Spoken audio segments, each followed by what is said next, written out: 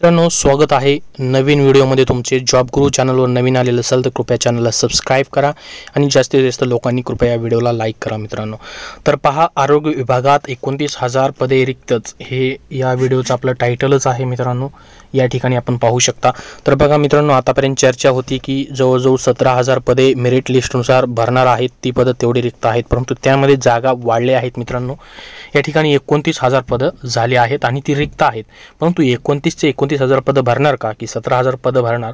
तर त्यासाठी आपल्याला ही न्यूज पूर्णपणे वाचावी लागेल. तर पहा, राज्यात आरोग्य विभागातील डॉक्टर, परिचारिका व तंत्रज्ञानासह 29,000 पदे रिक्त आहेत. यातील गंभीर बाब म्हणजे कोरोना काळासाठी राष्ट्रीय आरोग्य अभियानाअंतर्गत 19,752 पदे तात्काळ भरण्याचा निर्णय झाला. मात्र कोरोनालाच 5 महिने उलटल्यानंतरही यातील 12,574 पदं भरलेली नाहीत. याचा मोठा फटका रुग्णसेवेला बसत आहे. हा पॅरेग्राफ आपल्यासाठी खूप महत्त्वाचा आहे. पहा मित्रांनो, राजेश टोपे यांनी मित्रांनो 17,000 पदांसाठी डायरेक्ट इमर्जन्सी रिक्रुटमेंट काढली होती. ती अजून भरलेली नाही आहे. तर या ठिकाणी क्लिअर कट म्हटलं आहे की त्याचा फटका खूप मोठ्या प्रमाणात रुग्णसेवांना बसत आहे. फक्त NHM-द्वारेच आतापर्यंत भरती झालेली आहे. परमनंट डायरेक्ट सरळ सेवा भरती झालेली नाही. त्याचा फटका रुग्णसेवेला बसत आहे. राज्यात 2,80,000हून अधिक रुग्ण उपचाराधीन आहेत. येथील मोठ्या संख्येने रुग्णांना खाटा मिळणे कठीण झाले असून अतिदक्षता विभागात खाटा मिळणे हे आमच्यासाठी एक आव्हान बनल्याचे विविध पक्षांच्या आमदारांचे म्हणणे आहे. पुण्यातील सर्व रुग्णालयात मिळून 5,573 कोरोना खाटा आहेत, तर 2,878 खाटा अतिदक्षता विभागात आहेत. यामुळे पुण्यात कोरोना रुग्णांना त्रास होत असल्याने तेथील डॉक्टरांचे म्हणणे आहे.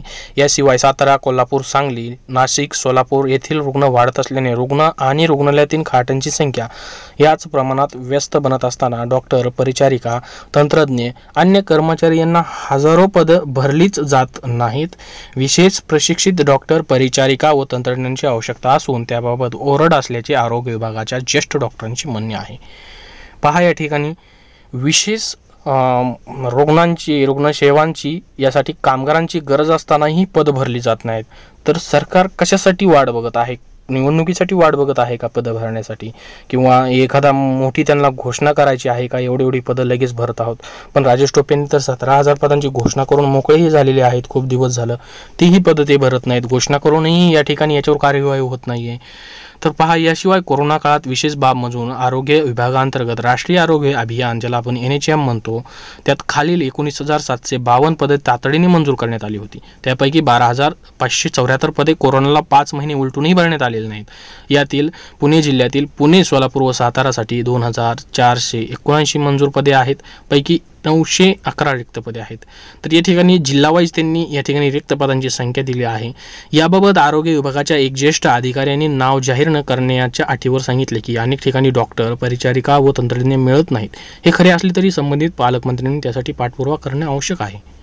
पहा, आरोग्य विभागात 29,000 पदे जास्त रिक्त आहेत. आरोग्य विभागाच्या एकत्रितरित्या 56,560 नियमित मंजूर पदे आहेत. त्यापैकी 17,356 पदं गेल्या अनेक वर्षात भरण्यात आलेली नाहीत.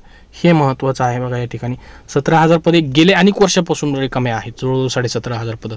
तेच राजेश टोपे यांनी 8 दिवसात ती भरली जातील, 8 दिवसात त्याची मेरिट लिस्ट लागेल असं प्रत्येक वेळेस सांगितलं गेलं आहे. यात संचालक, अतिरिक्त संचालक, उपसंचालक, सहाय्यक संचालक 580 पदे रिक्त आहेत. वर्ग अ व ब चे डॉक्टर, परिचारिका, तंत्रज्ञाशी हजारो पदे आहेत.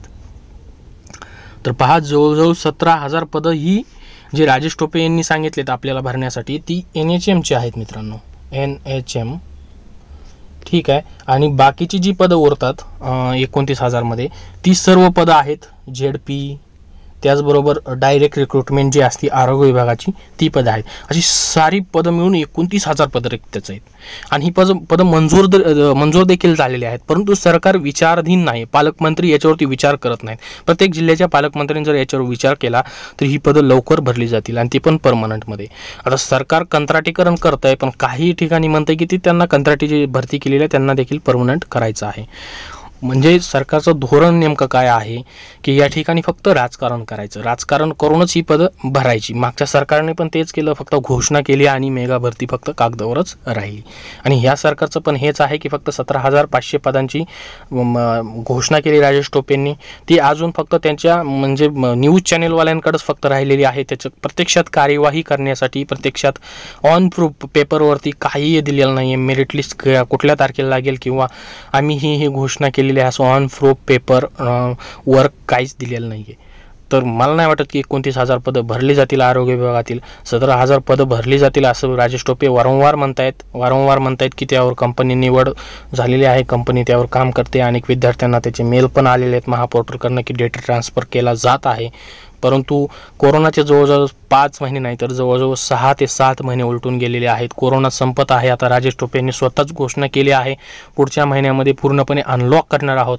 तर मग आरोग्य विभागाची पदं मला नाही वाटत की शॉर्ट लिस्ट मेरिटनुसार भरतील ते, कारण की डायरेक्ट आता कंपनी निवड झाल्यावर त्याची एक्झाम पण होऊ शकते. परंतु असं न करता मित्रांनो, जो त्यांनी खरा प्रश्न आपल्याला समोर दिलेला आहे, खरा त्यांनी म्हणजे आश्वासन दिलेलं आहे की मेरिटनुसार शॉर्टलिस्ट लावली जाईल, तर तेच होणार आहे. शॉर्टलिस्ट ही मेरिटनुसारच लागली पाहिजे. तर मित्रांनो, अशा पद्धतीची न्यूज होती.